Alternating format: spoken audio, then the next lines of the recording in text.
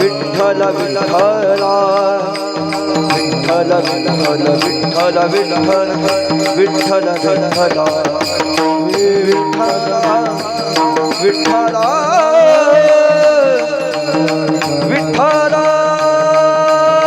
विठ्ठल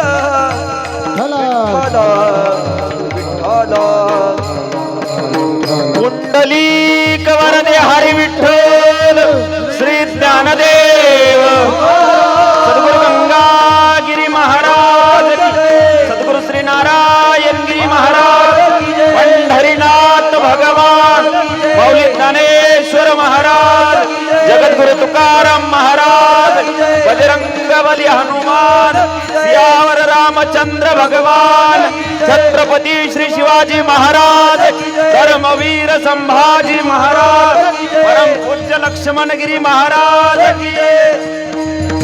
विठ्ठल विठ्ठल विठ्ठल विठ्ठल महाराज की जय विठ्ठल विठ्ठल विठ्ठल विठ्ठल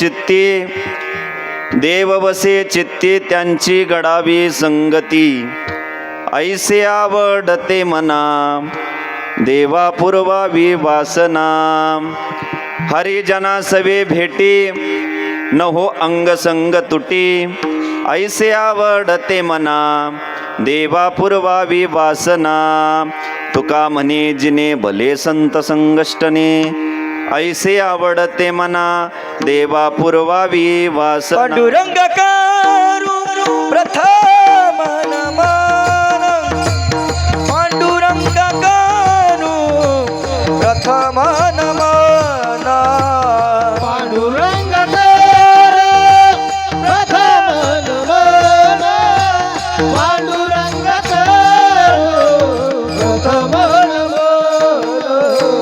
दुसरे चरण संताचिया दुसरे चरण संताचिया त्यांच्या कृपादाने कथेचा विस्तारू त्यांच्या कृपादाने कथेचा विस्तारू त्यांच्या कृपादाने कथेचा विस्तारू त्यांच्या कृपादाने कथेचा विस्तारू दुसरे चरण संताचिया दुसरे चरण संताचिया त्यांच्या कृपादाने कथेचा विस्तारू त्यांच्या कृपादाने कथेचा विस्तारू त्यांच्या कृपादाने कथेचा विस्तारू त्यांच्या कृपादाने कथेचा हो ज्यांच्या कृपादाने कथेचा विस्तारू बाबाजी सद्गुरुदास तुका बाबाजी सद्गुरुदास तुका बाबाजी सद्गुरुदास तुका त्यांच्या कृपादाने कथेचा विस्तारू बाबाजी सद्गुरुदास तुका बाबाजी सद्गुरुदास तुका बाबाजी सद्गुरुदास तुका दास तुका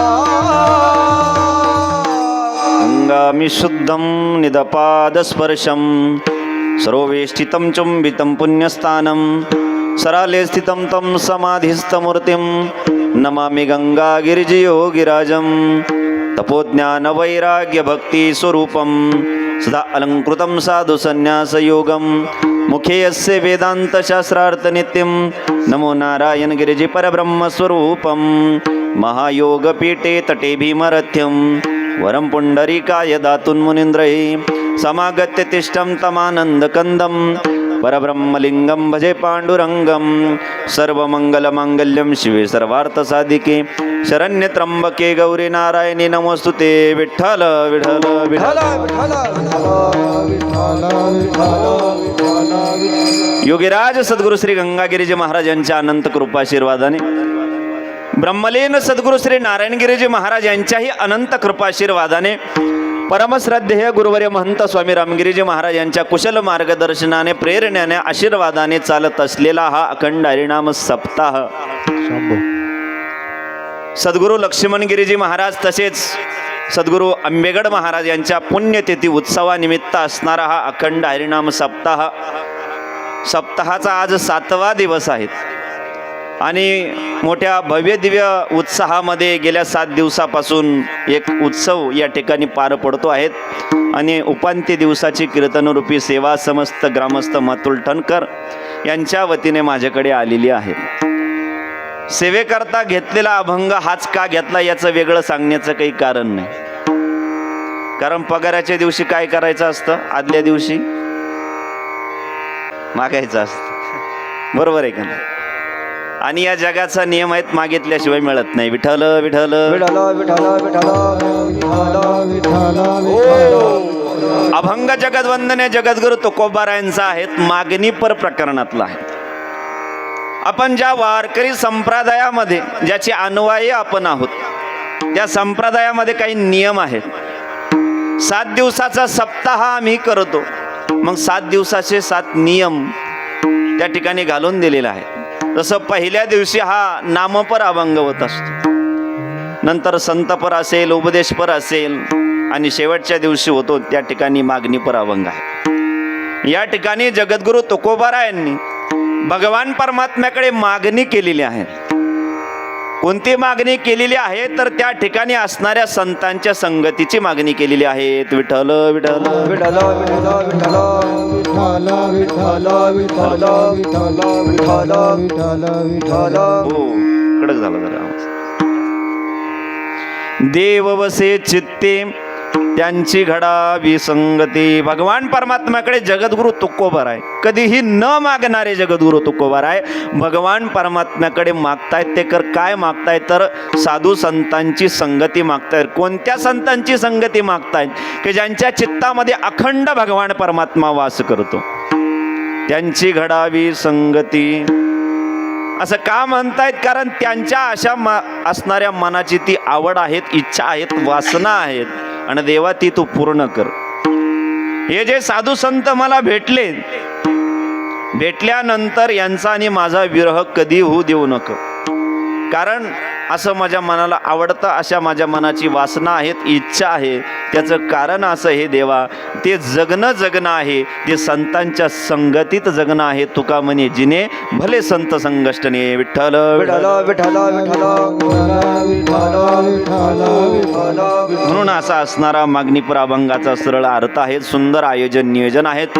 समस्त ग्रामस्थ मातुल ठाणकर योगीराज सद्गुरू गंगागिरी महाराज परंपरेवर प्रेम करणारे समस्त ग्रामस्थांना मी सर्वप्रथमतः धन्यवाद देतो की सुंदर असं आयोजन नियोजन आपण घडवून आणलं. आणि या ठिकाणी सर्वांच्या सेवेकरता 7 दिवस आपल्या गावामध्ये ज्यांनी गायनाची वादनाची साथ केली, ज्येष्ठ गुरुबंधू, युवा कीर्तनकार, गोड गळ्याचे धनी. कारण महाराज त्यांना गळा आहेत, मला नरड आहे. आमचे गोरखजी महाराज जाधव उत्कृष्ट कीर्तनकार, उत्कृष्ट गायनाचार्य आणि प्रत्येकाला हवा हवासा वाटणारा आवाज आमचे गोरखजी महाराज जाधव. मी त्यांना सुद्धा धन्यवाद देतो. मृदंगावरती साथ करणारे आमचे ज्येष्ठ गुरुबंधू, मृदंग अलंकार मृदंगमणी, आमचे मृदंग विशारद हरिभक्तपरायण उद्धवजी महाराज, त्यांनाही मी धन्यवाद देतो. सुंदर अशी पक्वादावरती साथ करताहेत, सुंदर अशी साऊंड सिस्टीम. आणि मी नेहमी सांगत असतो, कोणताही कार्यक्रम करायचा तर सिस्टीम बी चांगली पाहिजे आणि कार्यक्रम करणारी टीम बी चांगली पाहिजे. विठ्ठल विठ्ठल. जर सिस्टीम आणि कार्यक्रम करणारी टीम चांगली असली तर सिस्टमॅटिक होतं सगळं, नाहीतर बिघडायला वेळ लागत नाहीत महाराज. म्हणून सुंदर असा आवाज तुमच्या आमच्यापर्यंत पोहोचतोय. सर्व कीर्तनकारांचा आवडता साऊंड, लाडका साऊंड. आणि योगीराज सद्गुरू गंगागिरी महाराज परंपरेवर ज्यांचं नितांत श्रद्धा आहेत, प्रेम आहेत, निष्काम भावनेने संस्थांची ते सेवा करत असतात. म्हणून आमचे श्यामभाऊ कंसे, मी त्यांना सुद्धा धन्यवाद देतो. आणि त्यांच्याच असणाऱ्या माध्यमातून साई श्याम यूट्यूब चॅनल त्या माध्यमातून कीर्तनरूपी सेवा आहेत. तसेच दुसरे आमचे यूट्यूब चॅनलवाले GTV न्यूज, मी त्यांना सुद्धा धन्यवाद देतो की लाईव्ह प्रक्षेपण ते आपल्या चॅनलच्या माध्यमातून करतायत. दादांना सुद्धा धन्यवाद आहेत. उपस्थित सर्व भजनी मंडळ, गायक वादकांना, ग्रामस्थ मंडळ असेल ज्यांची आज अन्नदानाची पंगत आहेत, आमचे परममित्र प्रमोदजी पाटील, शरदराव निकम, मी त्यांना सुद्धा धन्यवाद देतो.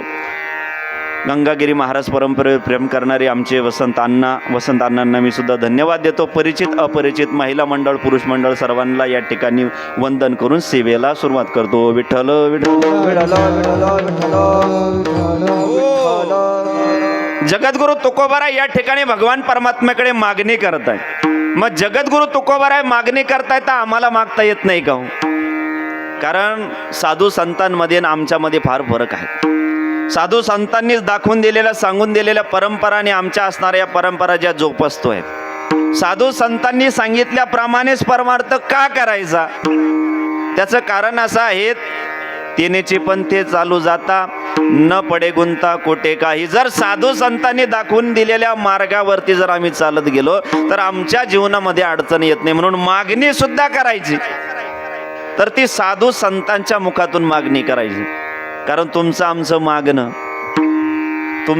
मागणं म्हणजे अज्ञानपणाचं आहे. मला खरं बावळटपणाचंच म्हणायचं होतं, पण पहिली वेळे म्हणलं विठ्ठल विठ्ठल विठ्ठल विठ्ठल विठ्ठल. आपलं मागणं म्हणजे अज्ञानपणाचं मागणं आहे. देवाकडे मागताना आम्ही ते मागतो जे आम्हाला संसारात सहज मिळतं, आणि साधू संत जे मागतात जे जीवाला संसारामध्ये सहज मिळत नाही. आपली मागणी म्हणजे अज्ञानपणाची मागणी आहे. ते वाढावे संतान गृही वावे धन धान्य, गृही वावे धन धान्य, गृही वावे धन धान्य. हे वाढावे संतान गृही व्हावे धनधान्य, गृही व्हावे धनधान्य, गृही व्हावे धनधान्य. आम्ही गेल्यानंतर काय मागतो? संसारातल्याच गोष्टी मागतो महाराज. आपलं मागणं म्हणजे अज्ञानमूलक मागणं आहेत महाराज. कल्पतरू झारा देता तरी पोटाचाची मागता. कल्पतरू वृक्ष आहेत ज्याच्याकडे मागितल्यानंतर सर्व फळे आपल्याला मिळतात, इच्छा केलेले फळं मिळतात. तो जरी प्रसन्न झाला तरी आम्ही काय मागतो? फार तर फार करून पोटाचंच मागतो, पोटाच्या गरजेपुरतं मागतो. आणि मग त्या ठिकाणी त्या माणसाचा पोटाचा प्रश्न काही सुटत नाही. पोट जरी सुटलं तरी पोटाचा प्रश्न सुटत नाही. विठ्ठल विठ्ठल विठ्ठल.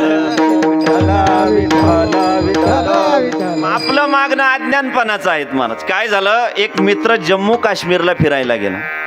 जम्मू काश्मीरला फिरायला गेल्यानंतर त्या ठिकाणी सुंदर असे असणारे सफरचंदाचे बगीचा आहेत, केशराचे मळे आहेत, सुंदर असं वातावरण. प्रत्यक्ष पृथ्वीवरील स्वर्ग म्हणजे त्या ठिकाणी काश्मीर आहे.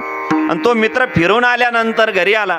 घरी आल्यानंतर त्याचे 2-4 जोडीदार गेले आणि गेल्यानंतर त्या ठिकाणी त्याला विचारलं, कुठं गेला असत? म्हणे काश्मीरला. म्हणे काय काय पाहिलं? म्हणे काय सांगायचं ते असणारं निसर्गरम्य वातावरण, त्याचं वर्णन त्याने केलं त्या ठिकाणी.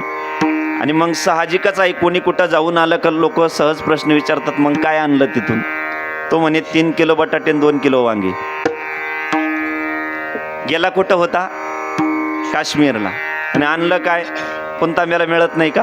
विठ्ठल विठ्ठल विठ्ठल विठ्ठल. हो, मला एक गोष्ट सांगा, जी गोष्ट इथं सहज उपलब्ध आहे ती काश्मीरवरून आणणं शहाणपणाचं का बावळटपणाचं महाराज?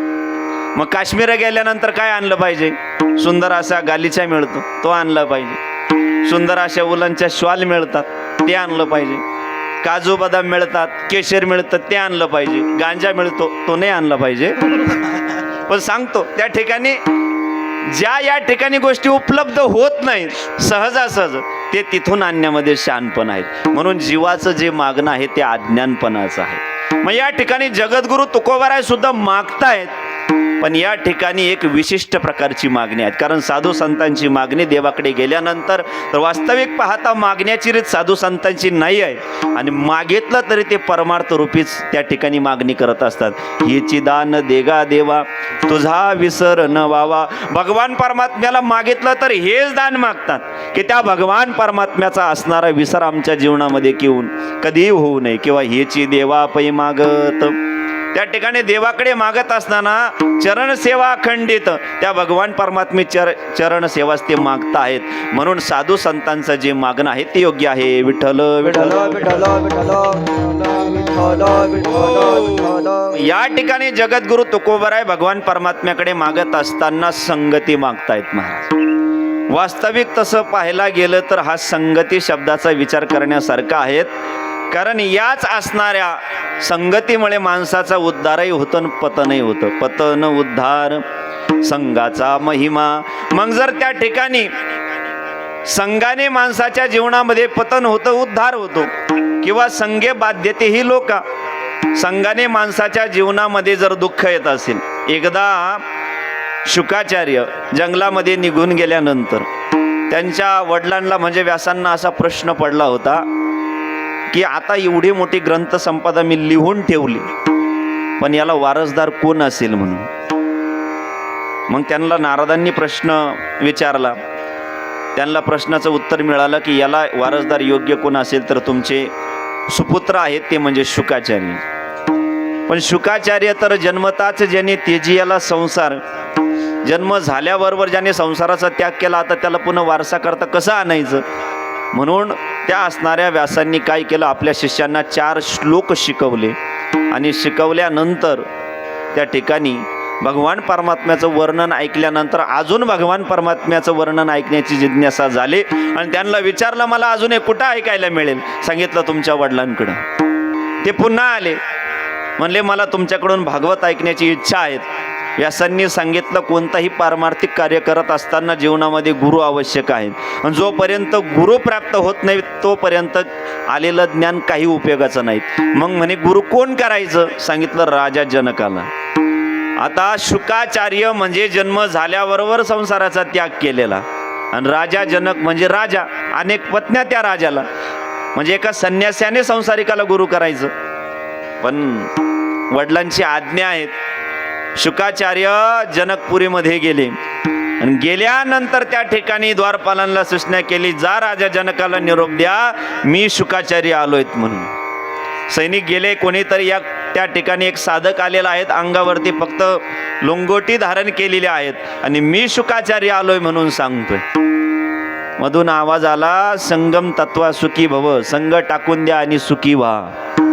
शुकाचार्यांना वाटलं मी तर सोबत कोणालाही आणलं नाही आणि राजा सांगतोय संग टाकून द्या. कदाचित त्या ठिकाणी आपल्या अंगावरती एक लंगोटी शिल्लक आहे, तिचा त्याग आपण केला पाहिजे. शुकाचार्यांनी अंगावरती असणारे लंगोटीचा ही सुद्धा त्याग केला आणि पुन्हा सांगितलं मी शुकाचार्य आलोय निरोप द्या. पुन्हा मधून आवाज आला, संगम तत्वा सुखी भव, संग टाकून द्या आणि सुखी व्हा. मग शुकाचार्यांना प्रश्न पडला की या ठिकाणी आपण सर्वस्वाचा त्याग केला तरी सुद्धा राजा आपल्याला संग टाकून देण्याची भाषा करतो आहेत. शहाण्याला इशारा कापी असतो, फक्त ज्याला इशारा केला तो शहाणा पाहिजे. विठ्ठल विठ्ठल. हो, शुकाचार्यांच्या लक्षात आलं की त्या ठिकाणी ज्या अर्थी आपल्याला संग टाकून देत आहेत, आपण आपलं नाव सांगतोय की मी शुकाचार्य आलोय, याच्यातला जो मी पण आहे त्याग तरी ऐसा करा, अहंकारा दौडावे. त्याग करत असताना असा त्याग केला की कोणत्या गोष्टीचा त्याग केला याचा सुद्धा विसर पडावा, त्याला त्याग म्हणतात. विठ्ठल विठ्ठल विठ्ठल विठ्ठल विठ्ठल. एक साधक जगद्गुरु तुकोबारायांकडे गेल्यानंतर प्रश्न करतोय, जगद्गुरु तुकोबाराय मी माझ्या मनाला शांती प्राप्त होण्याकरता संसाराचा त्याग केला, मुलाबाळांचा त्याग केला, मी संपत्तीचा त्याग केला तरी सुद्धा माझ्या जीवनामध्ये समाधान नाही. त्यावेळी जगद्गुरु तुकोबारायांनी सांगितलं, हे जो वारंवार तो म्हणतोय की मी त्याग केला, घरादाराचा त्याग केला, याच्यामधला मी बाजूला काढतो, त्या जीवनामध्ये समाधान प्राप्त होईल. राजा शुकाचार्यांना कळालं की या ठिकाणी आपण जो मीपणा लावतोय तो राजा जनकाला चालत नाही आहेत. म्हणून त्या असणाऱ्या शुकाचार्याने तो मीपणा काढून टाकला. आचार्य ही पदही काढून टाकलं आणि सांगितलं शुक आला एवढा निरोप द्या. मधून राजा जनक धावत आला. राजा शुकाचार्यांचं स्वागत केलं. केव्हा? ज्या वेळेस मीपणा टाकून दिला, संघ टाकून दिला तेव्हा. विठ्ठल विठ्ठल विठ्ठल विठ्ठल विठ्ठल विठ्ठल. पतन उद्धार संघाचा महिमा. मग शुकाचार्यांना ज्या वेळेस राजा जनकाने स्वागत केलं आणि सांगितलं, शुकाचार्यांना प्रश्न पडला, राजा जनक संसारी आहेत, आपण संन्यासी आहेत. मग राजा जनकाला प्रश्न करतायत शुकाचार्य की मी या ठिकाणी सर्वस्वाचा त्याग केलेला आहे आणि तरी सुद्धा मला तुम्हाला गुरु करण्यास सांगितलं, असं काय विशेष कारण आहे? तुम्ही एवढ्या सगळ्या लौकिकामध्ये राहतात, राजवैभवामध्ये राहतात, तरी तुम्ही सुखी कसे आहेत? त्यावेळेस राजा जनकाने सांगितलं, तुमच्या प्रश्नाचं उत्तर मी देतो, पण अगोदर आमच्या नगराचा नियम आहेत, नवीन पाहुणा आल्यानंतर त्याला नगर प्रदक्षिणा करवतात आणि ती नगर प्रदक्षिणा करत असताना एक नियम आहे, डोक्यावरती असणारी परात घ्यायची, त्याच्यामध्ये पाणी टाकायचं आणि संपूर्ण नगर प्रदक्षिणा होईपर्यंत एक थेंब सुद्धा खाली पडू द्यायचा नाही, नाहीतर पुन्हा नगर प्रदक्षिणा.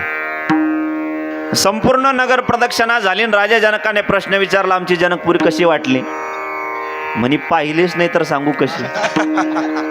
म्हणे का? म्हणे संपूर्ण नगर प्रदक्षिणा करत असताना माझं लक्ष फक्त डोक्यावरच्या परातीवरच होतं. तसं राजा जनकाने सांगितलं, जसं नगर प्रदक्षिणा करत असताना तुझं संपूर्ण लक्ष डोक्यावरच्या परातीवरती होतं, तसं मी या जरी संसारामध्ये राहत असलो तरी माझं संपूर्ण लक्ष केवळ आणि केवळ देवावरती आहे. विठ्ठल विठ्ठल विठ्ठल विठ्ठल विठ्ठल विठ्ठल विठ्ठल विठ्ठल. म्हणून संगती जरी करायची, त्या ठिकाणी राजा जनक जरी संसाराची संगती करतोय तर त्याच्या जीवनामध्ये त्या संगतीने उद्धार होतोय. मग जगद्गुरु त्या ठिकाणी संगती मागतायत. कुणाची संगती मागतायत? महाराज वास्तविक पाहता जगद्गुरु तुकोबरायांची भाषा जर पाहायला गेली तर एका ठिकाणी म्हणतायत संग्य ही बाध्यती लोका आणि दुसऱ्या ठिकाणी मागणी करतायत वैष्णवा संगती सुख वाटे जीवा. आता कोणती भाषा खरी मानायची? एका बाजूला म्हणतायत की त्या ठिकाणी संघामुळे आपल्या जीवनामध्ये बाधा येते आणि दुसऱ्या ठिकाणी मागतायत वैष्णवा संगती सुख वाटे जीवा. मग एका बाजूला म्हणतात बाधा होते, दुसऱ्या बाजूला म्हणते सुख वाटतं. मग दोन्ही बाजू खऱ्या कशा महाराज? काय झालं?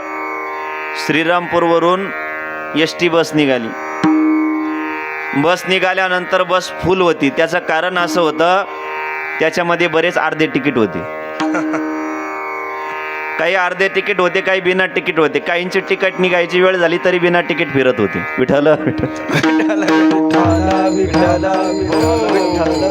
थंडीचा काय जास्त लोड घेऊ नका. ज्यांना समजलं त्यांना धन्यवाद, ज्यांना नाही समजलं त्यांनी कीर्तन झाल्यानंतर पहिल्या पंक्तीला बसायचं, अजिबात भांडण करायचं नाही. प्रसाद घेतल्यानंतर ज्ञान प्राप्त होतं. विठ्ठल विठ्ठल विठ्ठल विठ्ठल. श्रीरामपूरवरून एसटी बस निघाली. बस फुल होती, पण एका पॅसेंजरला अर्जंट वैजापूरला जायचं होतं. दुसऱ्या दिवशी दहाव्याचं कीर्तन होतं आणि मग आता जाणं तर गरजेचं आहे, म्हणून त्या ठिकाणी श्रीरामपूर बस स्थानकावरून तो बसला आणि पुढं आल्यानंतर गोंडेगाव स्टेशनला त्याला भरपूर सीटा रिकामी झाली आणि त्या ठिकाणी तो सीटावरती बसला. कंडक्टर त्याच्या जवळ आला आणि विचारलं, कुठून बसलात? म्हणे गोंडेगाववरून. तो म्हणे, अरे माळकरी आहे ना तू? आणि माळकऱ्यानो फार बोलतात लोक.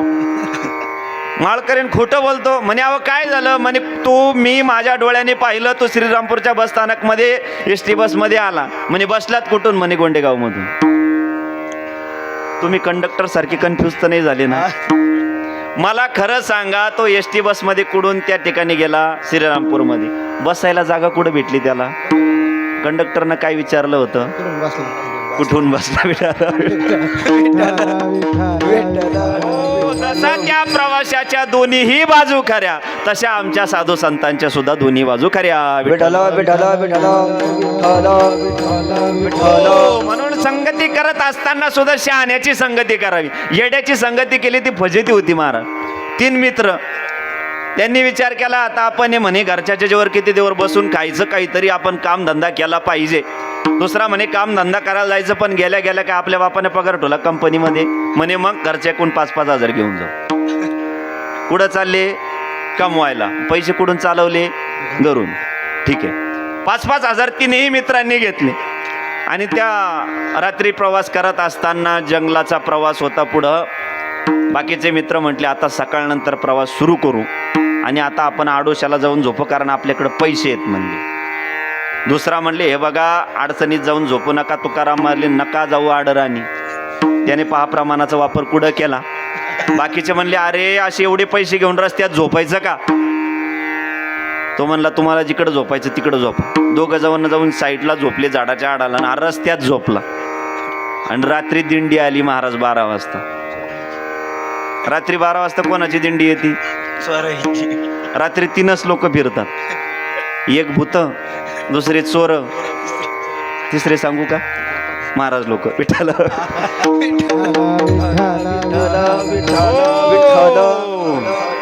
त्याच्यात चोर कोण तो भाग विश्लेषणाचा वेगळा आहे. आणि मग रस्त्यात पडलेला तो आडवा झोपलेला होता. चोर त्या ठिकाणी जात असताना एकाच्या त्याला पायात पाया अडकला आणि अडकल्यानंतर तो म्हणले हे बघा आता काय आपल्याला गावात चोरीच करायला जाण्याची काही गरज नाही म्हणले. म्हणे काय आपल्याला शिकारी इथंच सापडली. दुसरा म्हणला अरे रस्त्यात झोपलेला आहेत म्हणे, दुसरा असणार कोण म्हणे, एखादा पिलेला मनुष्य असेल म्हणले. आणि पिणाऱ्या मनुष्याकडे काय पैसे असणार म्हणे. हा जागे झाला, ए कोणाला पिणारा म्हणतो रे म्हणे. हे बघ माळकरी म्हणे गळ्यात माळ आहेत म्हणे. ते म्हणे जाऊ द्या माळकऱ्याकडे तरी कुठं पैसे राहतात म्हणे. तो म्हणे अरे पैसे राहतात म्हणजे 5,000 रुपये घेऊन झोपलो म्हणे मी. दुसरा म्हणे अरे एवढं शक्यच नाहीत म्हणे. एवढ्या रात्री 12 वाजता 5,000 रुपये एकटा अजून 2 जण सोबत आणले म्हणे. म्हणजे स्वतः तर चोरांच्या तावडीत गेला पण जोडीदारांना सुद्धा अशी संगती काही उपयोगाची नाही. विठ्ठल विठ्ठल हो, म्हणून काही काहींचा संघ होऊच नाहीत महाराज. एक सत्संग आहेत, एक दुसंग आहेत, एक कुसंग आहेत. पण दुर्जनाचा संघ जीवनामध्ये कधीच होऊ नयेत महाराज. मला सांगा विंचवाचा संघ कधी व्हावा का. समजा जर विंचू कीर्तनाला आला तुम्हाला काही अडचण आहे का. पण समजा कीर्तनाला आला आणि शांत पद्धतीने ऐकतं मग आता काय अडचण आहे. पण कीर्तना आल्यानंतर त्याने जर त्याचा गुणधर्म दाखवला मग. पण मला सांगायचं एवढं आहे विंचवाच्या फक्त नांगीमध्ये विष आहेत महाराज. तसं पाहिलं गेलं तर संपूर्ण शरीर त्याचं साधूच आहे. विष विंचवाच्या नांगी. पण जर दुर्जनाचा आपल्या जीवनामध्ये संग झाला तैसा दुर्जन सर्वांगी. दुर्जनाच्या सर्व अंगामध्ये विष आहेत म्हणून दुर्जनाचा संघ जीवनामध्ये नको. 4 महापापी या मृत्यू लोकामध्ये सांगितले, ज्यामध्ये ब्रह्महत्या करणार आहे. 5 महापापी सांगितले, नावं 4 सांगितले. यांची संगती जीवनामध्ये कधीच घडली नाही पाहिजे. पहिला महापापी सांगितला त्या ठिकाणी ब्रह्महत्या करणारा, गायीची हत्या करणारा. याची संगती आपल्या जीवनामध्ये कधीही होऊ नये. दुसरा सांगितला त्या ठिकाणी सुरापान करणारा, मदिरापान करणारा. तिसरा सांगितला गुरुपत्नी गमन करणारा. आणि त्या ठिकाणी चौथा सांगितलं चोरी करणारा. 5व्याचं नाव सांगितलं नाही पण नाम निर्देश केला. या 4घांच्या संगतीत जो राहतो तो 5वा. विठ्ठल विठ्ठल विठ्ठल विठ्ठल विठ्ठल. दुर्जनाचा संघ आपल्या जीवनामध्ये कधीच घडू नयेत महाराज. तो चांगल्या पद्धतीने असेल किंवा वाईट पद्धतीने असेल आपल्या जीवनामध्ये बाधा आणत असतो. म्हणून जगद्गुरु तुकोबाराय या ठिकाणी मागतायत.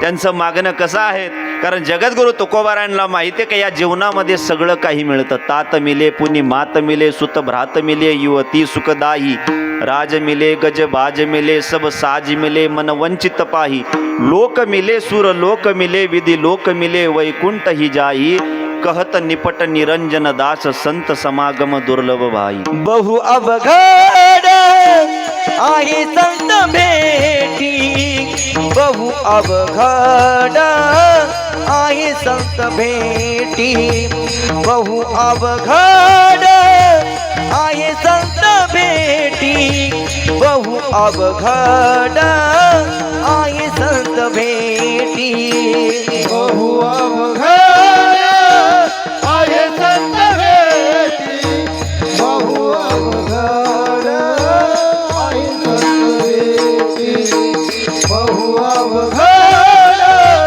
आहे संत भेटी, बहु अवघड आहे संत भेटी.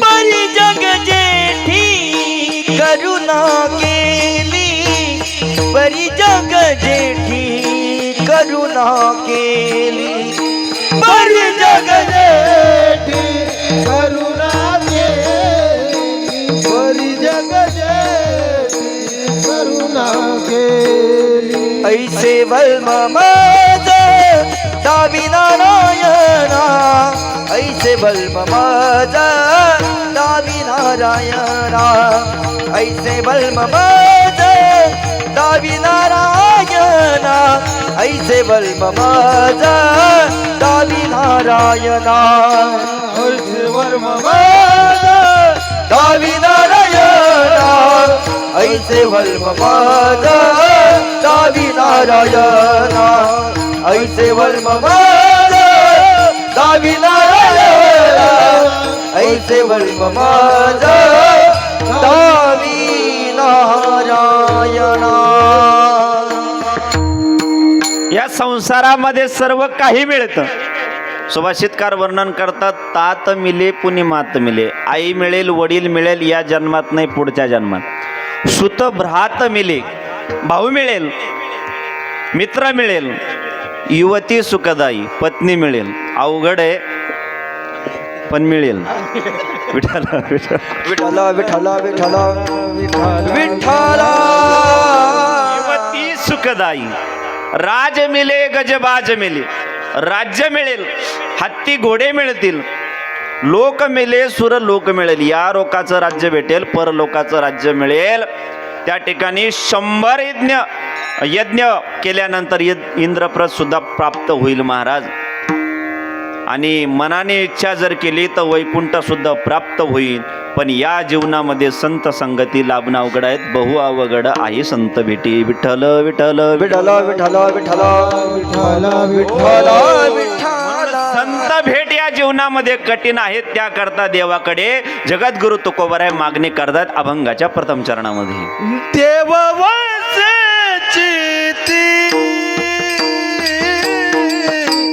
देव वंशाची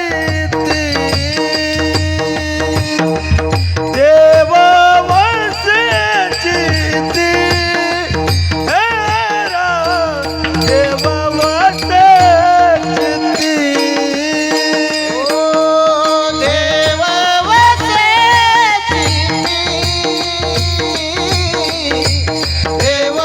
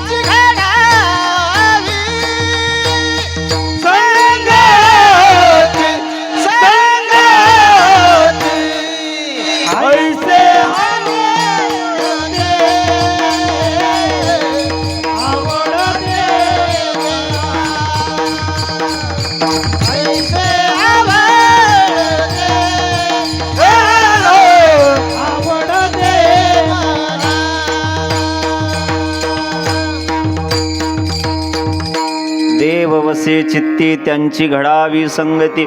भगवान परमात्म्याकडे संतांच्या संगतीची मागणी करतायत महाराज.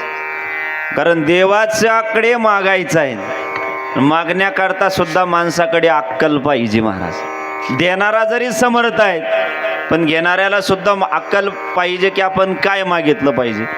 एका जणाला भगवान शंकर प्रसन्न झाले आणि भगवान शंकराने त्याला सांगितलं काय वर मागायचं आहे ते माग.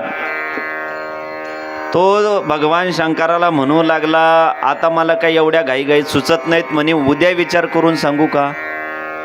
भगवान परमात्मा भोले बाबा म्हणे ठीक आहे काही हरकत नाही उद्या सांग.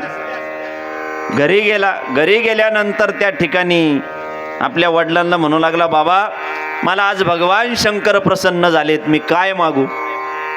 बापाने सांगितलं बाबा आपली परिस्थिती फार गरिबीची आहे तर आपल्याकरता धनसंपत्ती मागून घे. ठीक आहेत म्हणलं.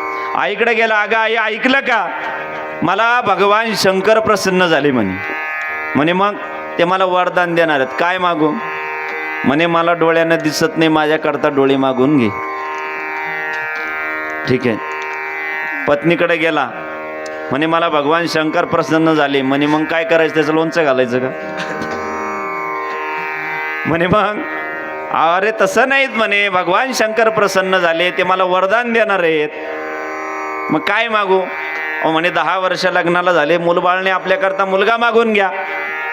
ठीक आहेत म्हणले. दुसऱ्या दिवशी पुन्हा गेला, प्रार्थना करायला लागला. भगवान शंकर प्रसन्न झाले. म्हणे देवा तू माझी किती इच्छा पूर्ण करणार आहे. म्हणे कोणती एकच. मग तो देवाला म्हणू लागला एक काम कर देवा, माझ्या आईला उघड्या डोळ्याने सोन्याच्या पाळण्यात नातू पाहायचंय. ज्यांना कळालं त्यांना धन्यवाद, बाकीच्यांनी लोड घेऊ नका. विठ्ठल विठ्ठल विठ्ठल विठ्ठल विठ्ठल विठ्ठल. मला सांगा बापाला काय पाहिजे होतं. संपत्ती पाहिजे होती, सोन्याचा पाळणा मागून घेतला. आईला डोळे पाहिजे होते, उघड्या डोळ्याने नातू मागितला. बायकोला मुलगा पाहिजे होता, नातू मागितला म्हणजे बायकोला मुलगा झालाच ना हो. विठ्ठल विठ्ठल विठ्ठल विठ्ठल विठ्ठल विठ्ठल. सांगायचं तात्पर्य मागण्याकरता सुद्धा अक्कल पाहिजे. मग सगळ्यात त्या ठिकाणी योग्य कोण असेल तर साधू संत मागणी करतायत की ज्यांच्या चित्तामध्ये तो अखंड वास करतो. त्याचं कारण असं आहे आम्ही भजन करतो पण कदाकाळी आम्हाला विसर पडू शकतो. पण एखाद्या साधकाच्या आम्ही संगतीमध्ये गेलो आणि जो सतत भजन करतोय, भगवान परमात्म्याचं नामचिंतन करतोय, त्याच्या संगतीत जरी आपण राहिलो तर आपल्याला विसर पडण्याची वेगळं त्या ठिकाणी भगवंताला आठवण्याची गरज पडत नाहीत महाराज. पण प्रश्न असा आहे की भगवान परमात्मा नेमकं कोणाच्या चित्तामध्ये राहतो हाही प्रश्न आहे. एकदा भगवान प्रभू रामचंद्र वनवासाला गेलेले असताना त्या ठिकाणी साधू संतांना विचारलं मला राहण्याचे ठिकाण सांगा. त्यावेळी साधू संत म्हणू लागले महाराज तुम्ही या सृष्टीचे मालक आहात, तुमच्या सत्तेने ही सृष्टी चालते आणि त्या ठिकाणी तुम्ही आम्हाला राहण्याची जागा विचारतायत म्हणे. विठ्ठल जळी स्थळी भरला रिता ठाव नाही उरला. मग जर विठ्ठल जळी स्थळी भरला आणि त्या ठिकाणी तू राहण्याची जागा विचारतोयत म्हणे. सांगितलं मानव अवतार घेऊन आलेलो आहेत, मला जागा सांगा. 14 ठिकाणं त्या ठिकाणी रामायणामध्ये सांगितले. जिनके कर्ण समुद्र समान, ज्यांचे कर्ण म्हणजे कान सतत त्या भगवान परमात्म्याची कथा ऐकण्याकरता वारंवार आतुर असतात, अशांच्या त्या ठिकाणी चित्तामध्ये तू राहा महाराज. आणि एखादा जर म्हणलं अहो चला ना कीर्तनाला, अहो लई कीर्तन ऐकले म्हणे, आता लई कीर्तन केले लई वाऱ्या केल्या म्हणे, काही मजा नाही. असं जर म्हणू लागला समजून घ्यायचं याच्या जीवनामध्ये पतन सुरू झालं. विठ्ठल विठ्ठल विठ्ठल विठ्ठल विठ्ठल. जिनके कर्ण समुद्र समान, म्हणजे समुद्रामध्ये कितीही नद्या मिळाल्या तरी समुद्राची भरती वाढत नाही आणि त्या ठिकाणी पाणी कमी होत नाही वाढतही नाहीत महाराज. म्हणून जिनके कर्ण समुद्र समान महाराज, अशांच्या चित्तामध्ये राग काम न क्रोध न मोह न माया, ज्यांच्या अंतकरणामध्ये कुठल्याही प्रकारची कामना नाही आहे, इच्छा नाही आहे, अशांच्या चित्तामध्ये राहा महाराज. चित्ती नाही आस याचा पांडुरंग दास, याचा पांडुरंग दास, याचा पांडुरंग दास. चित्ती नाही आस याचा पांडुरंग दास, याचा पांडुरंग दास, याचा पांडुरंग दास. नाही आस त्याचा पांडुरंगदास, ज्यांच्या अंतःकरणामध्ये कुठल्याही प्रकारची आसक्ती नाही आहे. एकदा छत्रपती श्री शिवाजी महाराज जगद्गुरु तुकोबारांच्या कीर्तनाला गेले होते. यामधून एक आदर्श घेण्यासारखं आहे. ते जरी रयतेचे राजे होते तर कीर्तनाला जात होते. आज आपण फक्त चंद्रकोर लावून फिरतो, दाढी वाढून फिरतो, शिवाजी महाराज की जय म्हणतो महाराज. आणि कीर्तनाला जायचं म्हणलं का कीर्तनात माझ्या नाही डीजे बोलवा म्हणतात. विठ्ठल विठ्ठल विठ्ठल विठ्ठल विठ्ठल विठ्ठल. वास्तविक पाहता छत्रपती शिवाजी महाराजांचा फोटो डोक्यावर घेऊन नाचण्यापेक्षा त्यांचे विचार डोक्यात उतरवणं आज फार गरजेचं आहे. आणि जगद्गुरु तुकोबारांकडून हे शिकण्यासारखं आहे की त्या ठिकाणी एवढा रयतेचा व्याप असून सुद्धा जगद्गुरु तुकोबारांच्या कीर्तनाला ते जात होते. मग जर आपण छत्रपती शिवाजी महाराजांचं अनुकरण करतो ते हे अनुकरण केलंही पाहिजे आपण. आणि मग गेल्यानंतर छत्रपती शिवाजी महाराजांना प्रेरणा जगद्गुरु तुकोबारांच्या कीर्तनातून मिळत होती. आणि एक दिवस छत्रपती शिवाजी महाराजांच्या लक्षात आलं की आपण ज्यांचे कीर्तन ऐकतोय, ज्यांच्यापासून आपल्याला एवढी प्रेरणा मिळते आहेत, त्या जगद्गुरु तुकोबारांची परिस्थिती अतिशय हालाकीची आहेत म्हणून.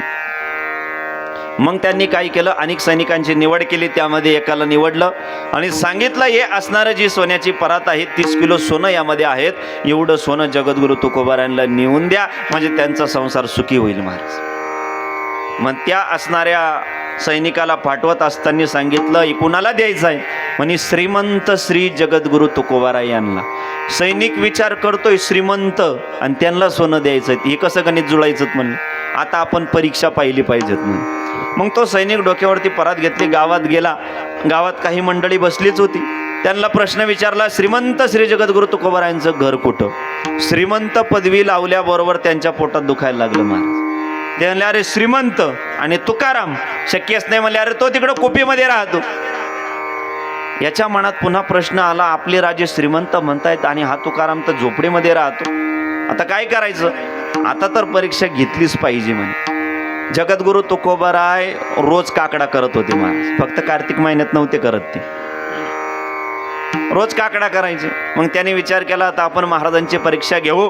मंदिराचा दरवाजा उघडा होता. गेला, त्या असणाऱ्या मूर्तीजवळ सोन्याची परात ठेवली आणि ठेवल्यानंतर बाहेरून गंमत पाहतोय. पहाटे 4 वाजता जगद्गुरु तुकोबाराय आले. सर्व टाळकरी 14 टाळकरी त्या ठिकाणी आले आणि आल्याबरोबर जगद्गुरु तुकोबारायांनी पहिला प्रश्न केला, मंदिराचा दरवाजा उघडा होता का? म्हणे काय झालं महाराज, मला कुत्र्याच्या विष्ठेचा वास येतोय म्हणे. विचारलं महाराज रात्री दरवाजा उघडा नव्हता, खिडकी उघडी नव्हती. कंदील आणलं. कंदील आणल्यानंतर पाहिलं महाराज त्या ठिकाणी 30 किलो सोन्याची परात भरलेली होती. सांगितलं हे धन ज्या अर्थी एवढं मोठ्या संख्येमध्ये धन आहे त्या अर्थी हे धन कोणत्या तरी राजाचं पाहिजे. आणि एवढा सोज्वळ राजा एकच असू शकतो, ते म्हणजे छत्रपती शिवाजी महाराज. पण जगद्गुरु तुकोबारायांनी सांगितलं आपल्याला याच्यातलं एक सुद्धा नाणं नको, जशाच्या तसं हे सोनं परत करा महाराज. ही ज्याच्या अंतकरणाची वृत्ती आहे चित्ती नाही असं. विठ्ठल विठ्ठल विठ्ठल विठ्ठल. हो, याच्या पुढचा प्रसंग फार महत्वाचा आहे की जगद्गुरु तुकोबारांच्या अंतकरणामध्ये कामना नाही, आसक्ती नाहीत महाराज. ते धन परत वापस केल्यानंतर छत्रपती शिवाजी महाराज विचार करतायत की आपण पाठवलेलं धन जगद्गुरु तुकोबारांनी स्वीकार केला नाही म्हणजे आपलं कमवलेलं धन पापाचं तर नसेल, याच्यामध्ये काही त्या ठिकाणी पाप तर नसेल. हा विचार करून छत्रपती शिवाजी महाराजांचा चेहरा उदास आहे. आणि सोनपंत नावाचे ब्राह्मण त्या ठिकाणी आले. आल्यानंतर विचारलं राजे काय झालं? सांगितलं मी पाठवलेला धनाचा स्वीकार तुकोबारांनी केला नाही. मला असं वाटतंय मी कमवलेलं धन कदाचित पापयुक्त असेल म्हणून केला नसेल. सोनपंत ब्राह्मण म्हणले ठीक आहे, आता आपण धन देऊन बघू काय होतं पाहू. तो सैनिक म्हणू लागला महाराज अहो तो साधू कुणाकडून काहीच घेत नाही. म्हणले अरे मी आहेत ना, आता काही काळजी करू नको. एक नारळ आणायला सांगितलं. त्या नारळाला सळईने छिद्र पाडले, त्याच्यामध्ये 55 हिरे टाकले आणि 55 हिरे टाकून पुन्हा त्याला कणिक लावून जशाच्या तसं नारळ केलं महाराज आणि गेले. कोणीतरी छत्रपती श्री शिवाजी महाराजांना सूचना केली की रयतेचे राजे छत्रपती श्री शिवाजी महाराज जगद्गुरु तुकोबारायांना भेटण्याकरता येत आहेत महाराज. तुकोबाराय मनाशी प्रश्न करतायत, आपल्या घरी रयतेचा राजा येतोय आणि त्याला बसायला टाकण्याकरता आसन सुद्धा नाही, मग काय केलं पाहिजे? दररोज कमराला जे उपरणं बांधायचे त्याचे 2 भाग केले महाराज. एक सोनपंत ब्राह्मणाला बसायला आणि एक छत्रपती शिवाजी महाराजांना बसायला. थोड्या वेळानंतर रयतेचे राजे छत्रपती शिवाजी महाराज, सोनपंत ब्राह्मण, काही सैनिक आले. जगद्गुरु तुकोबारायांनी त्यांना बसण्याची विनंती केली महाराज आणि छत्रपती शिवाजी महाराजांनी पाहिलं की हे जे आपल्याला बसण्याकरता आसन टाकलेलं आहे, हे आसन जगद्गुरु तुकोबारायांच्या कमराला कीर्तनाला बांधलेलं उपरणं आहेत, याला पाय लावणं अयोग्य आहेत, हे ज्याचे विचार आहेत त्याला छत्रपती शिवाजी महाराज म्हणतात. की जे कीर्तनाला उपरणं आहे त्याला आपण पाय लावा का? कारण अनेक राजे झाले पण ते महाराज नाही झाले, एकच महाराज झाले आणि राजेही झाले, त्यांना छत्रपती शिवाजी महाराज म्हणतात. 2 मिनिटं त्यांचा संवाद चालू आहे, निघण्याची वेळ झाली आणि मग त्या ठिकाणी सोनपंत ब्राह्मणाने आपल्या पिशवीतला बुक्का काढला, तुकोबारायांना लावायला गेले. वास्तविक पाहता कोणाकडूनही बुक्का लावून घेत नव्हते, पण ब्राह्मणाचा अपमान होऊ नये याकरता तुकोबारायांनी बुक्का लावून घेतला. आणि ज्या वेळेस आपल्या असणाऱ्या पिशवीमधून नारळ काढलं, जगद्गुरु तुकोबाराय 2-2.5 फूट पाठीमागे सरले. सोनपंत ब्राह्मण म्हणू लागले, अहो घ्या, एक ब्राह्मणाचा प्रसाद आहेत म्हणे, आणि हा नारळाचा स्वीकार जर तुम्ही केला तर तुमचा संसार सोन्याचा होईल म्हणे. जगद्गुरु तुकोबाराय म्हणे, हे नारळ घेतल्यानंतर जर माझा संसार सोन्याचा होत असेल, माझ्याबरोबर भजन करणारे कोणते करोडपती आहेत म्हणे, हे नारळ फोडा, सगळ्यांना प्रसाद वाटून द्या. त्यावेळेस तो सैनिक कानामध्ये म्हणू लागला, महाराज फक्त बाहेरचं नाही कळत, आतलं पण कळतं म्हणे. हिरे कुठं लपवलेले होते? नारळामध्ये लपवलेले होते महाराज. नारळ फोडलं, त्यामधून 55 हिरे बाहेर पडले. एकाही टाळकऱ्यानं हात नाही लावला. 55 हिरे जशाच्या तसे वापस केले. चित्ती नाही असं, अशाच्या चित्तामध्ये तो भगवान परमात्मा राहतो. अशांची संगती जगद्गुरु तुकोबाराय मागतायत. विठ्ठल विठ्ठल विठ्ठल विठ्ठल विठ्ठल. कामन क्रोधन मोहन माया. दुसरा मुद्दा सांगितला, ज्यांच्या अंतकरणामध्ये कुठल्याही प्रकारचा क्रोध नाहीत, अशांच्या चित्तामध्ये मी राहतो महाराज. ज्या वेळेस मंबाजी बुवाने काट्याच्या काठीने जगद्गुरु तुकोबारायांना मारलं, काट्याच्या काठीने, विचार करा, तुकोबाराच्या ठिकाणी आपण असतो तर मला नाही वाटत मंबाजीचे हातपाय जगले असते म्हणून. आपण इकडून समोरचा आर्य म्हणलं का आपण कार्य म्हणून जातो, पण ते जगद्गुरु तुकोबाराय होते महाराज. त्या ठिकाणी काट्याच्या काठीने मारल्यानंतर जगद्गुरु तुकोबाराय रागवले नाहीत. पांडुरंगाच्या मंदिरामध्ये गेले आणि देवाला सांगितले, बर्वे झाले देवा, तू फार बरं केलं की मला काट्याच्या काठीने मारवलं. त्यातून काय सिद्ध झालं की माझ्या अंतकरणामध्ये क्रोध जागा झाला नाही. मी आज खऱ्या अर्थानं क्रोधावरती विजय प्राप्त केला. आणि ते जगद्गुरु तुकोबाराय तेल घेऊन नंतर मंबाजी बाबाकडे हाताची मालिश करायला गेले की त्या ठिकाणी तुमच्या हाताला लागलं असेल काट्याच्या काठीने मारल्यामुळे. म्हणजे त्यांनी त्यांच्या जीवनामध्ये क्रोध जिंकला. अशाच्या चित्तामध्ये भगवान परमात्मा राहतो. कामन क्रोधन मोहन माया. कोणत्याही गोष्टीचा ज्यांच्या जीवनामध्ये मोह नाही, अशांच्या चित्तामध्ये भगवान परमात्मा राहतो. आमचा मोह किती सांगू 2 मिनिटामध्ये. काय झालं, 2-4 मित्र त्यांना फिरायला जायचं होतं. फिरायला जायचं म्हणजे खिशात पैसे पाहिजे, आणि पैसे शक्यतो घरच्या निर्मला सीतारामनकडे राहतात. घरच्या निर्मला सीतारामन समजल्या. तो म्हणला, अगं मला मित्रांसोबत फिरायला जायचंय म्हणे, मग 500 रुपये पाहिजे. ते काय सहजासहज बजेट पास नाही होत महाराज, फार निकष लावतात ते. तुम्ही म्हणशान अनुभव एक काय? विठ्ठल विठ्ठल विठ्ठल विठ्ठल विठ्ठल. फार निकष लावतात ते.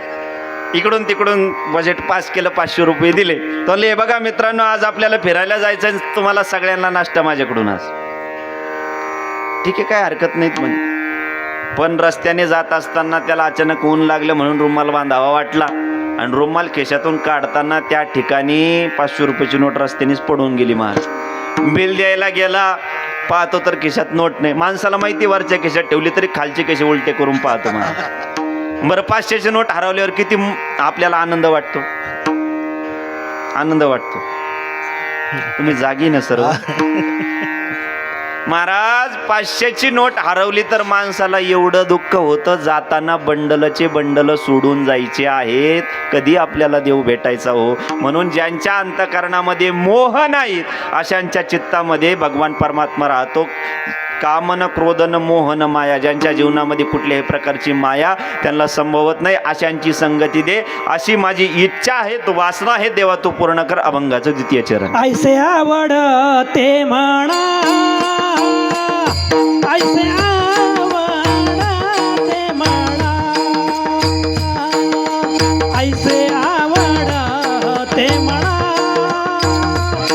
ऐसे आवडते म्हणा हो ऐसे आवडते म्हणा ऐसे आवडते म्हणा सागर गे सारे निसा आवडते म्हणा ऐसे आवडते म्हणा गम गे सारे निसा हे ऐसे आवडते म्हणा म्हणा ऐसे आवडते म्हणा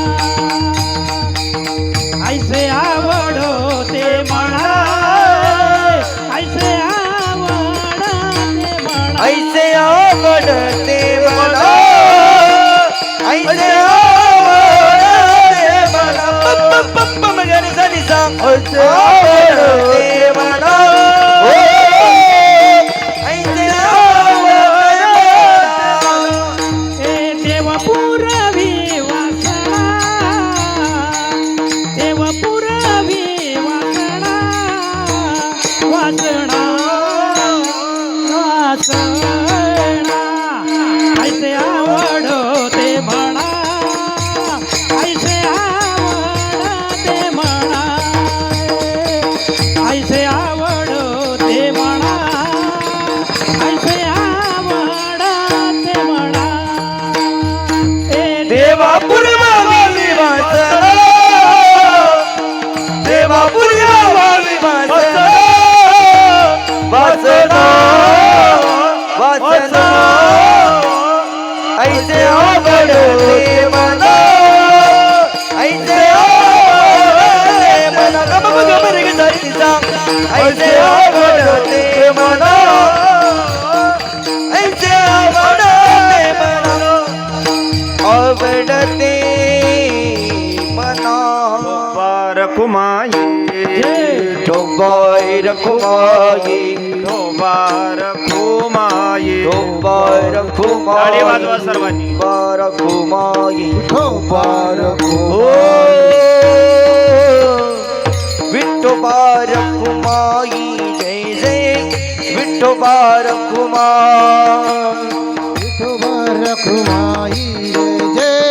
विठोबा रखुमाई विठोबा रखुमाई जय जय विठोबा रखुमाई विठोबा आई जय जय विठोबा रखुमाई हरि जय जय हरि जय जय हरि जय जय हरि जय जय हरि जय जय विठोबा रखुमाई जय जय विठोबा रखुमाई विठोबा रखुमाई जय जय विठोबा रखुमाई ओ विठोबा रखुमाई जय जय विठोबा रखुमाई विठोबा रखुमाई जय जय विठोबा रखुमाई विठोबाई रखुमाई विठोबा रखुमाई विठोबा रखुमाई विठोबा रखुमाई विठोबा रखुमाई विठोबा रखुमाई विठोबा रखुमाई विठोबा रखुमाई विठोबा ऐसे आवडते मना देवा पुरवावे वासना. जगद्गुरु तुकोबाराय दुसरी मागणी करताय की त्या ठिकाणी हे जे संत संगती मी माझ्या जीवनामध्ये मागतो आहे त्याचं कारण असं आहे ही माझ्या मनाची इच्छा आहेत, आवड आहेत, वासना आहेत. पण ही जी जगद्गुरु तुकोबारांची वासना जी आहेत, वासनेचे प्रकार आहेत. एक सद्वासना आहेत, एक लोकवासना आहेत, एक पाठ वासना आहेत, एक देह वासना आहेत. लोकवासना म्हणजे लोकांनी मला फार मानावं, ही लोकवासना झाली महाराज. आणि फार मानण्याच्या दृष्टीने त्याच्यामध्ये अहंकार निर्माण होतो. अहंकार निर्माण झाला की कधी यमाच्या दारात जातो त्याला सुद्धा कळत नाहीत महाराज. एक विद्वान कलाकार होता महाराज, मूर्तिकार होता, मूर्ती घडवणारा. मीपणा कसा यमाच्या द्वारात नेऊन घालतो तुम्ही बघा. विद्वान मूर्तिकार होता. आणि मग इतका हुबेहूब तो मूर्ती बनवायचा की लोकांना प्रश्न पडायचा याच्यातले खरा व्यक्ती कोण आणि मूर्ती कोण. एक दिवस तो देवदर्शनाला गेला, ज्योतिषाला हात दाखवला.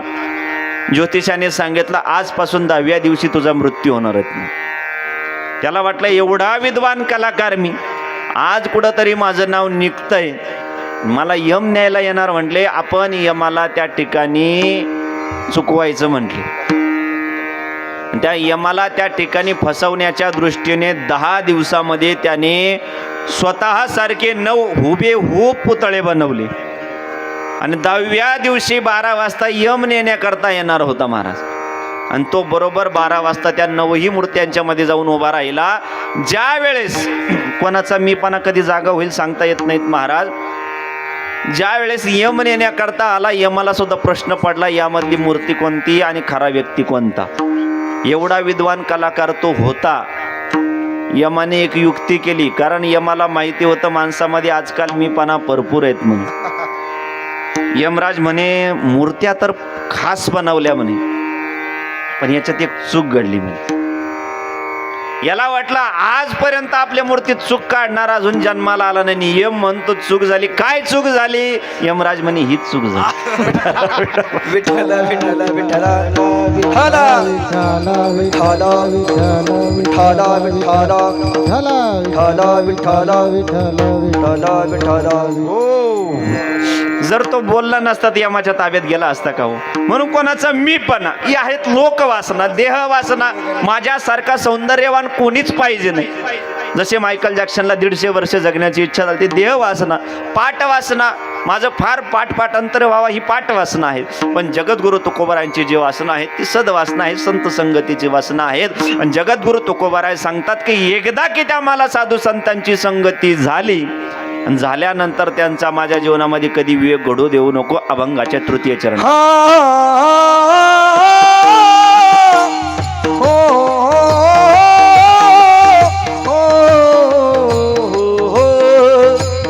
हरिजन सवे भेटी हो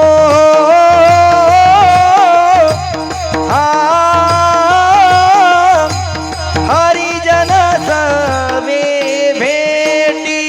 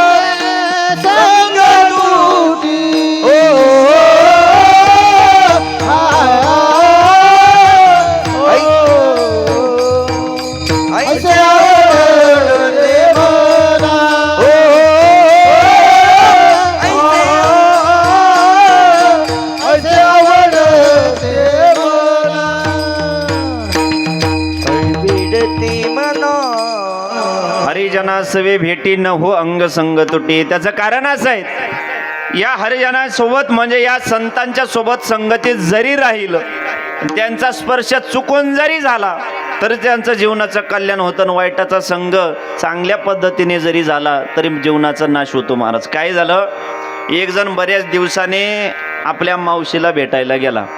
त्याच्या मावशीचं कोळशाचं दुकान होतं महाराज.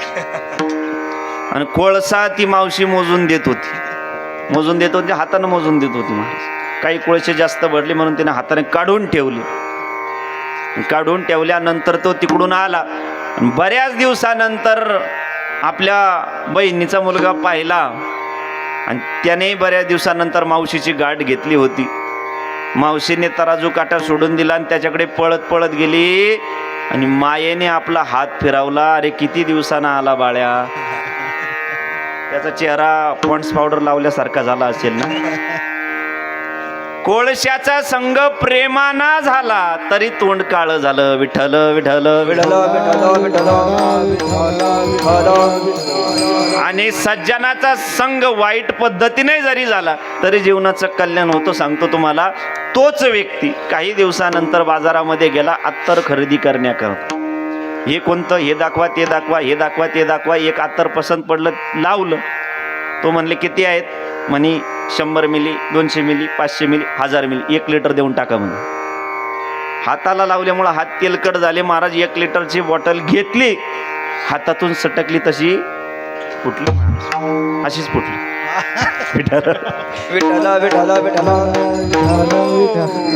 फुटल्यानंतर तो दुकानदार रागावला. एक तर इतका वेळ घालवला म्हणे आणि त्याच्यात पुन्हा 1 लिटरची बॉटली फोडली. त्या दुकानदाराने त्या ठिकाणी त्याची असणारी कॉलर धरून दुकानाच्या बाहेर टाकली. मला सांगा आता त्याच्या शरीराचा दुर्गंध येईल का?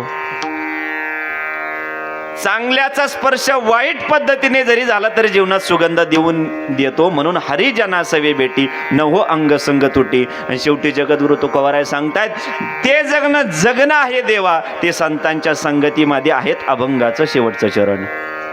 तुका म्हणे जीने, तुका म्हणे जीने, तुका म्हणे जीने, तुका म्हणे जीने, मन जीने, तुका मन जीने, तुका मन जीने, तुका मन जीने, तुका म्हणे जीने, तुका म्हणे जीने, तुका म्हणे जीने, तुका म्हणे जीने, तुका मन जीने, तुका मन जीने, तुका मन जीने, तुका मन जीने.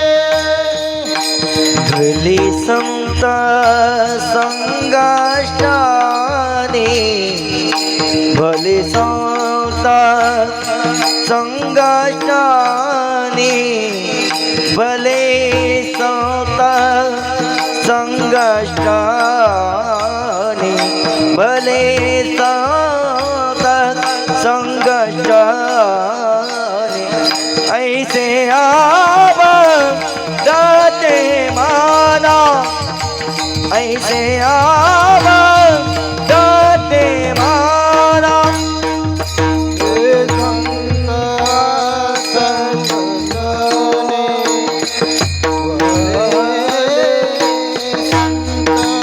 संत संगने, भली सोता संगा, भले सोता संगा, ऐसे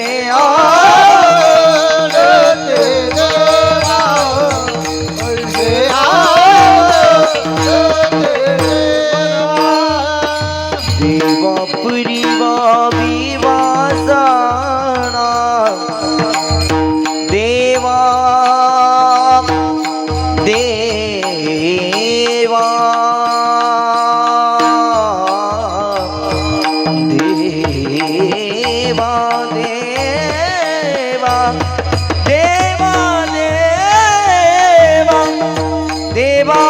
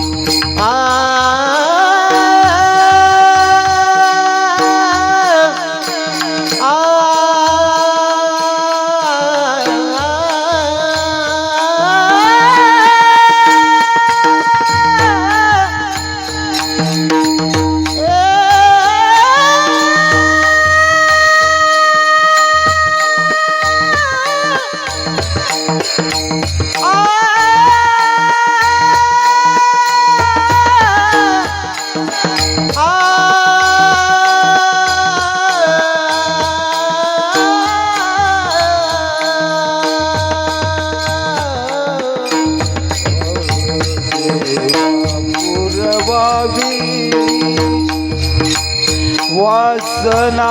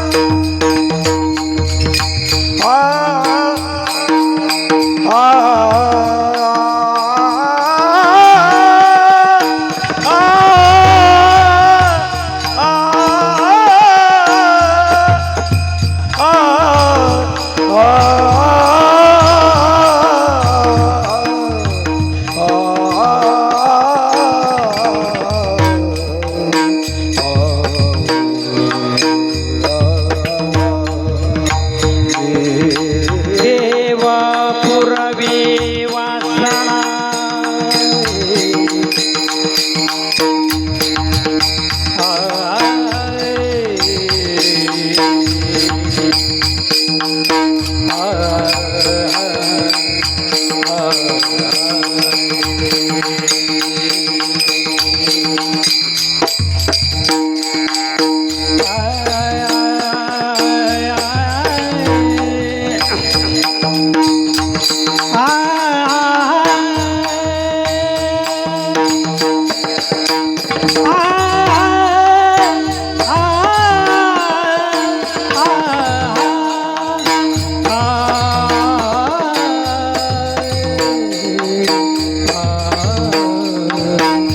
देवापुरी वावी वासना देवापुर वावी वासना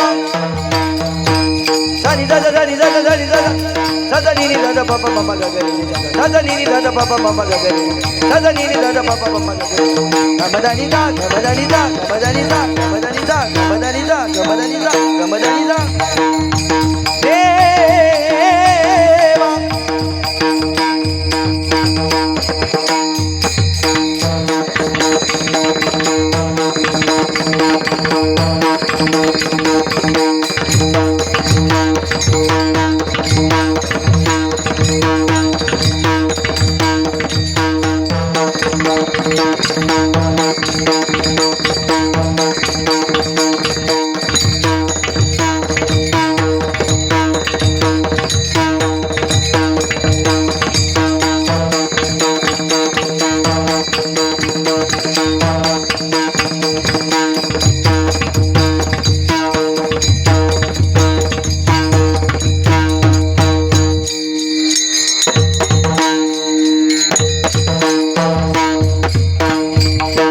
बापुरी बावी वासना बापुरी बावी वासना ऐसे आवडते ऐसे आवडते मना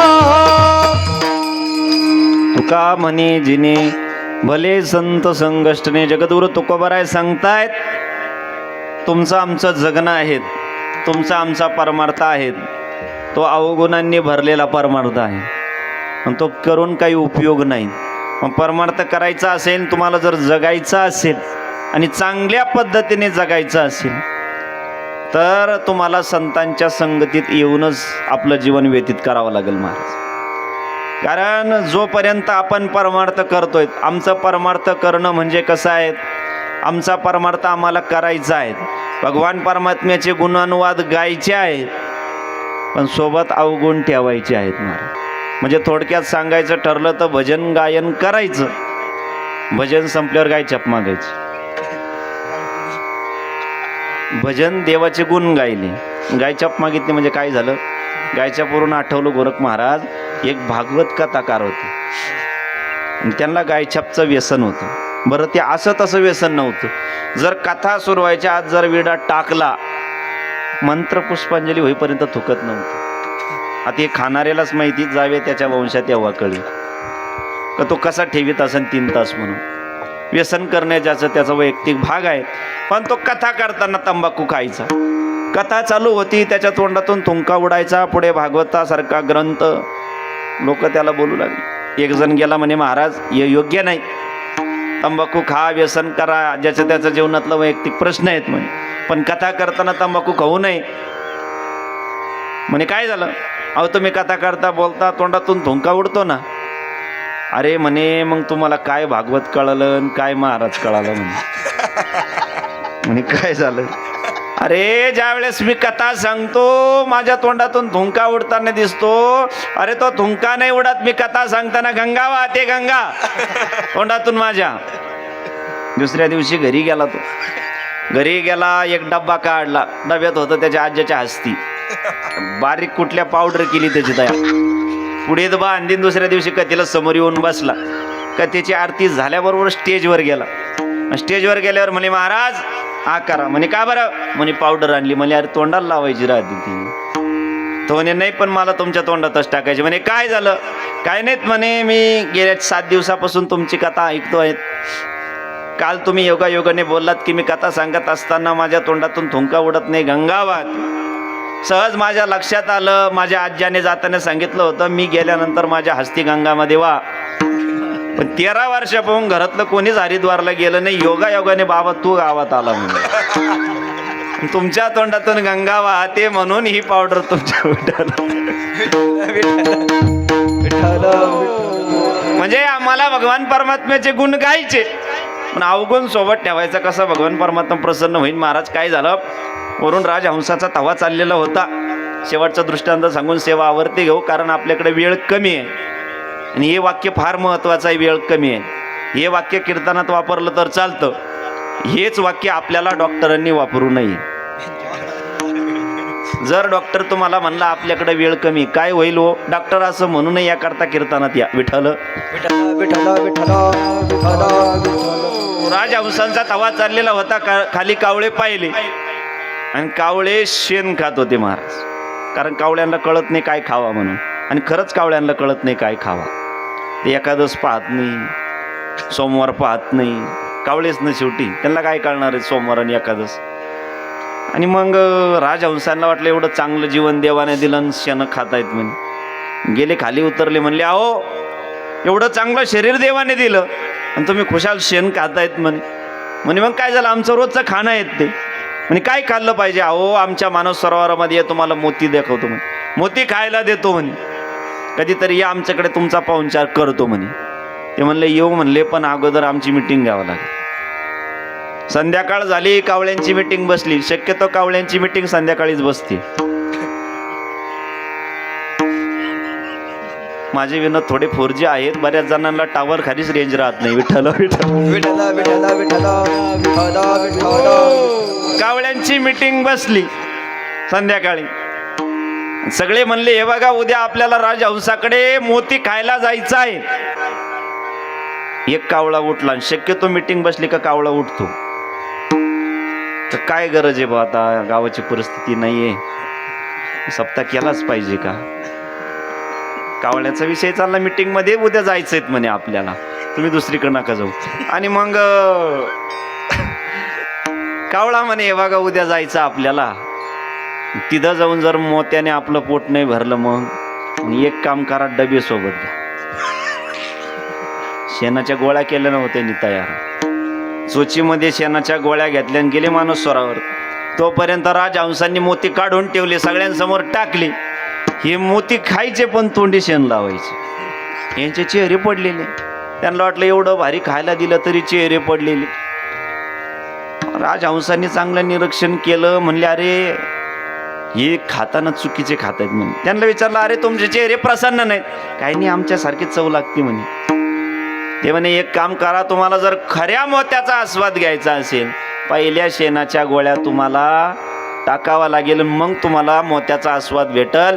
तसं आमच्या जीवनामध्ये खऱ्या परमार्थाचा आस्वाद घ्यायचा असेल, अवगुणाच्या गोळ्या ह्या टाकाव्याच लागेल. ज्ञानेश्वर माऊली ज्ञानराज माऊली, माऊली ज्ञानेश्वर माऊली ज्ञानराज, माऊली ज्ञानेश्वर माऊली ज्ञानराज माऊली.